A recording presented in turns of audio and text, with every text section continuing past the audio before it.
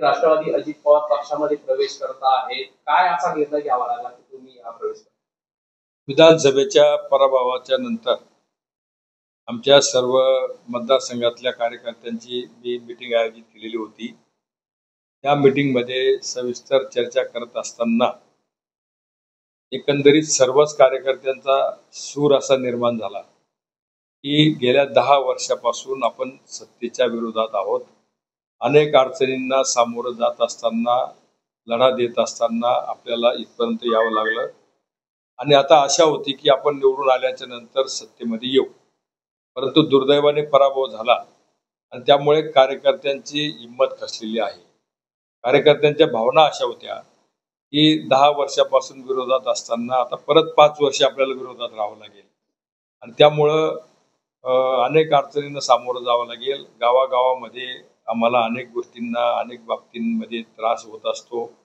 समोरच्यांकडनं अनेक अडचणींना त्रास होतो आणि त्यामुळं आपण कुठेतरी सत्तेमध्ये गेलं पाहिजे ही भावना सर्वच कार्यकर्त्यांची होती आणि त्या पद्धतीनं आमचे तालुका अध्यक्ष जळगावचे जे आहेत परदेशी बापू, त्यांनी माननीय तटकरे साहेबांना फोन केलेला. तटकरे साहेबांनी मला फोन करून मुंबईला बोलवलं. मी परवा मुंबईला जाऊन आलो. त्यांच्यासोबत चर्चा केली. मला त्यांनी सांगितलं की मी माननीय अजितदादा पवार साहेब आणि प्रफुल्ल पटेल साहेबांच्या सोबत पण चर्चा केली. त्यांनी पण तुम्ही आमच्या सोबत आलं पाहिजे, आमच्या पक्षात आलं पाहिजे अशी संमती दिलेली आहे आणि त्या पद्धतीनं तुम्ही यावं, तुमचा सन्मान आम्ही ठेवू अशा पद्धतीची त्यांनी अपेक्षा व्यक्त केली होती आणि त्यामुळं मी त्यांना त्या दिवशी संमती दिलेली आहे. शरद पवार साहेबांची चर्चा साहेबांची बोलायला मला ह्या धावपळीमध्ये किंवा या कमी कालावधीमध्ये वेळ मिळालेली नाही आहे. कारण त्या ठिकाणी गेल्याच्या नंतर ताबडतोबीनच हा संमतीचा निर्णय झाला. त्यामुळे मी अद्यापर्यंत बोलू शकलेलो नाही. कधी प्रवेश करताय?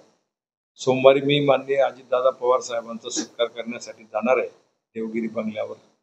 त्या दिवशी सविस्तरपणाने चर्चा होईल. कधी प्रवेश करायचा, कशा पद्धतीने करायचा हे ठरेल. आगामी निवडणुकांमध्ये फायदा होईल प्रवेश केलेले महायुती? काम करायचं आपला पिंड आहे. ज्या पक्षात आपण असतो त्या ठिकाणी जिद्दीने प्रामाणिकपणाने काम करण्याचा प्रयत्न करतो.